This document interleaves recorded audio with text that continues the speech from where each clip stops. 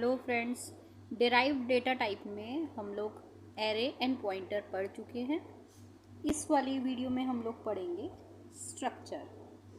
तो स्ट्रक्चर भी एक डिराइव्ड डेटा टाइप है जिसको यूज़ करके हम क्रिएट कर सकते हैं composite data types bye grouping many data types under a single name. मतलब क्या है ये कि इसमें जैसे हम एरे में करते थे, एक जैसे डेटा टाइप को एक साथ रखते थे, इसमें भी हम बहुत सारे मेंबर्स को एक साथ रख सकते हैं, वो भी डिफरेंट डेटा टाइप्स के। उसमें हम सेम डेटा टाइप्स के रखते थे, इसमें हम डिफरेंट डेटा टाइप के रख सकते हैं। तो देखते हैं किस तरीके से इसको डिक्लेयर किया जाता है।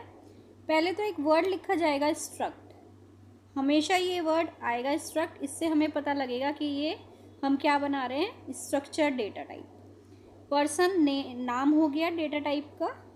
देन ब्रैकेट ओपन करेंगे। अब जैसे इसमें हमने 3 मेंबर लिए हैं, तो इसमें एक है कैर टाइप का, एक इंट टाइप का, एक फ्लोट टाइप का। तो डिफरेंट डेटा टाइप्स के हम इसमें मेंबर ले सकते हैं, डेटा ले सकते हैं। तो कैर में हमने क्या लिया है, नेम का हमने एरे लिया है। 50 उसके मेंबर्स होंगे, मतलब कि 50 हम अल्फ़ाबेट उसमें ले सकते हैं। देन आता है इंट टाइप का हमने क्या लिया है, एज। फिर आता है फ्लोट टाइप का हमने क्या लिया है, फ्लोट में हमने डाला है हाइट। तो इस यहाँ पर ये ब्रैकेट क्लोज हो जाएगा। देन ये हमारा बन गया एक स्ट्रक्चर जिसका नाम है पर्सन, और उसमें 3 एलिमेंट्स हैं। तो इससे हमें ये पता लग रहा है कि मतलब एरे में हम बहुत सारे मेंबर्स ले सकते थे एक ही नाम के अंदर, लेकिन वो सेम डेटा टाइप के होने चाहिए थे। लेकिन यहाँ पर क्या डिफरेंस हो गया है, अब यहाँ पे भी हम एक ही नाम के अंदर काफ़ी सारे मेंबर्स रख सकते हैं, लेकिन वो कोई से भी डेटा टाइप के हो सकते हैं, डिफरेंट डेटा टाइप्स के हो सकते हैं। इसको अब हम एक्सेस कैसे करेंगे, यहाँ पे हमने डिक्लेयर कर दिया, लेकिन अगर हमें प्रिंट करवाना है नाम, हमने नाम या तो खुद डाल दिया है या यूज़र से ले लिया है।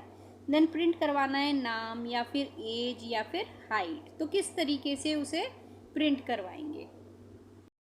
अब यहाँ पे मैं पूरा प्रोग्राम नहीं लिख रही हूँ, मैं मेन चीज़ें लिख रही हूँ। तो यहाँ पे जैसे हम मेन को ओपन करेंगे, मेन एक हमारा ये प्रोग्राम होता है जो सबसे पहले चलता है। देन मेन ओपन करा हमने, यहाँ पे हमने लिखा स्ट्रक्ट पर्सन नाम था स्ट्रक्चर का, और उसका एक ऑब्जेक्ट बनाएंगे P1। ये होता है हम एक ऑब्जेक्ट बना रहे हैं, यहाँ पे P1 की जगह आप कोई सा भी नाम ले सकते हैं। तो इसको यूज़ करके फिर हम एक्सेस कर सकते हैं इसके अंदर के मेंबर्स को। हम डायरेक्ट इसको एक्सेस नहीं कर सकते, ऐसे नहीं लिख सकते कि नेम लिख दिया या फिर पर्सन डॉट नेम लिख दिया, ऐसे नहीं कर सकते हैं। इसमें हमें एक ऑब्जेक्ट बनाना पड़ता है। उसके लिए हमें स्ट्रक्ट लिखेंगे, जो स्ट्रक्चर का नाम लिखेंगे, देन ऑब्जेक्ट का नाम अपनी तरफ से रख सकते हैं।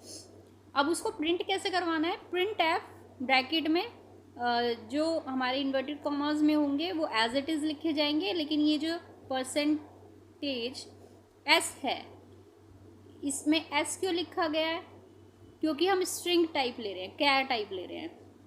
तो जब भी हम इस टाइप का कैर टाइप का लेते हैं तो उसमें ऐसा आता है।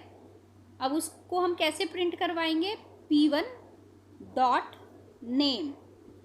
तो इससे क्या होगा, जो नेम के अंदर वैल्यू होगी वो प्रिंट हो जाएगी। इसी तरीके से हम P1 डॉट एज ले सकते हैं, P1 डॉट हाइट ले सकते हैं। इससे हम तीनों मेंबर को एक्सेस कर सकते हैं, ठीक है। अब जैसे यहाँ पे परसेंटेज एस लिखा है, ये एज हमारा किस टाइप का है, इंट टाइप का, तो इसके लिए परसेंटेज डी लिखते हैं। फ्लोट में परसेंटेज एफ लिखते हैं। तो और सब कुछ ऐसे ही रहेगा। सो इस तरीके से आपको पता लग गया है कि स्ट्रक्चर होता क्या है, किस तरीके से उसे डिक्लेयर किया जाता है, और किस तरीके से उसके मेंबर्स को एक्सेस किया जाता है। आई होप आपको सब कुछ समझ में आ गया होगा। नहीं समझ में आया तो आप मुझसे पूछ सकते हैं कमेंट सेक्शन में। इसके बाद एक और हमारा डिराइव्ड डेटा टाइप रह गया है, वो हम नेक्स्ट क्लास में करते हैं। Thank you.